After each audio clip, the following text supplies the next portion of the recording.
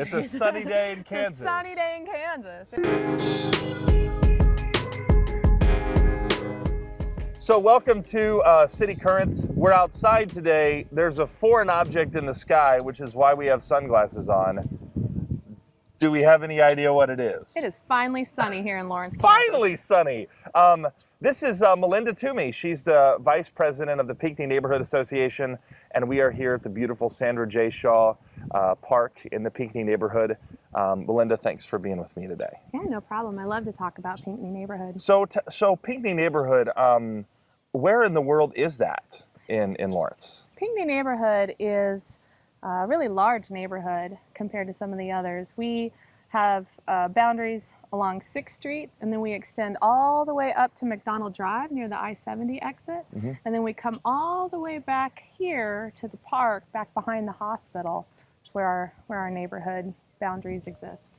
So a really large square footage area. This park just opened up pretty recently, right? That's right, yeah. We opened up last year. So how did this park kind of come into existence? Oh, this park has a great story. So when Burt Nash was looking to expand, they need to build another facility because they are absolutely out of space, and we have a lot of needs that we're not meeting here in Lawrence and Douglas County.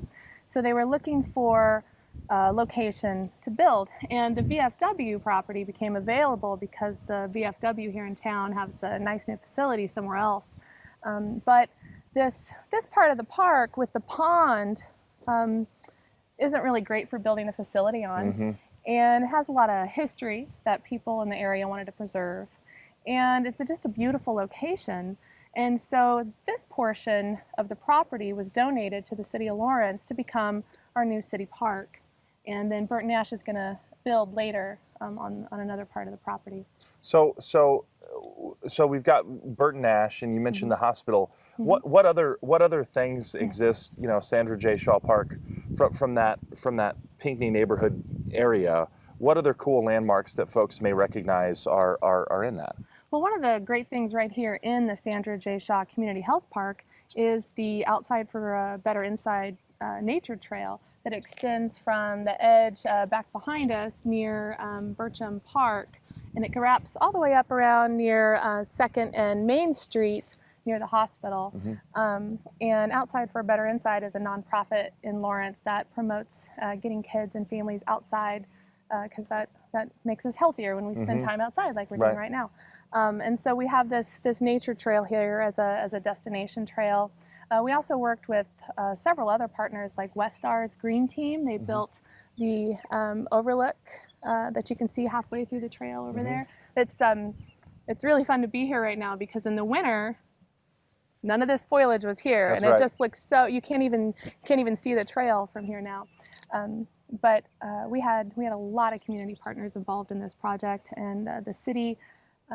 We also worked with Vinland Valley Nursery, who donated some of these new trees that we planted that the city now is taking good care of, and so we had a lot of people come together. That's what we do here in Pinckney. Pinckney does hold a special place in my heart because my great-grandfather was principal at Pinckney Elementary in the 1950s before he moved to West Junior High.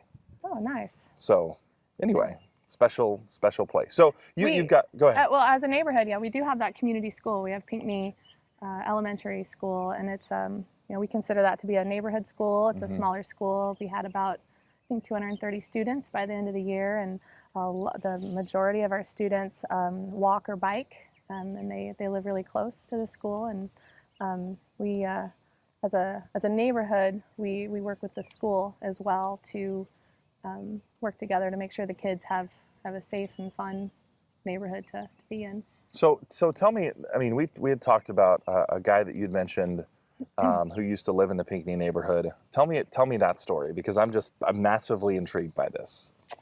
So we had a resident here in the neighborhood who was a Civil War veteran, and he lived in a treehouse and had a lot of other eccentric things, like slept in a coffin.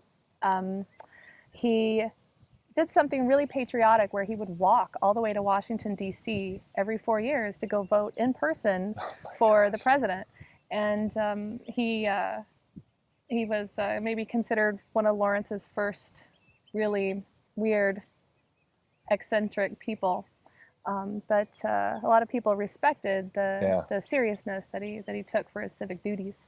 We have a special plaque at 5th and Indiana Street where you can visit where his treehouse used to be located. Wow. And it still has a small bit of the tributary that leads to the river that he lived above in his treehouse, and you can read more about it there. Right here in Pinckney Neighborhood. Right here in Pinckney Neighborhood. I didn't even know that till today. Well, there you go. I know. I'm just Surprise. mind blown. Yeah. So, all right. So, what issues is the Pinckney neighborhood facing right now? What issues is the neighborhood talking about? What issues do you want folks in the community to be aware of? Well, one of the things that we're working on is dealing with the fact that we have so many wonderful healthcare facilities here in the neighborhood. If you need a cardiologist or physical therapy or a hospital, we also have healthcare access, which is your low or no cost healthcare clinic.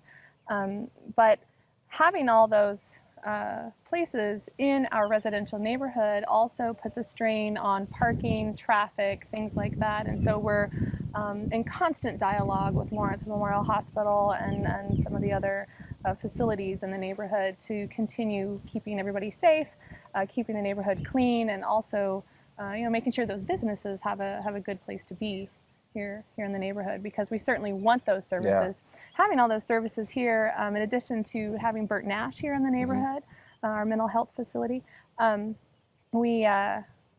a really great place to raise a family. If you have small children, it's a good place to retire. Another thing that we're talking about a lot are sidewalks. What to do with sidewalks as a neighborhood, and what we'd like to see with the city. That's a conversation we have a lot. So that's going to be a huge topic of conversation for us, and it's great that people other than the city commission are talking about these issues. And I think that with what you guys have in this neighborhood, I mean, this is of course just immaculate, but you have a lot of traffic and people coming in, and we have a lot of elderly residents and some disabled residents or otherwise mobility limited people who really need some better sidewalks. When I see 90-year-old women walking in the street with their walker, it gives me some pause. My own kids like to debate whether we should just demand that we all just pave sidewalks throughout town and slap it on our property tax. And we start talking about, what does that look like? How much do people pay right now? How much income do people have? How much is income rising or not? Especially for our retired families. Absolutely. So it's a hot topic, definitely. So your kids are going to be future city commissioners because you're training them up to have these conversations at an early age. They are active little people, yes. That's amazing. Well, thanks for joining me today. Yeah. This is, again, Melinda Toumi, the Vice President of the Pinckney Neighborhood Association, and we're here at beautiful Sandra J. Shaw Community Health Park.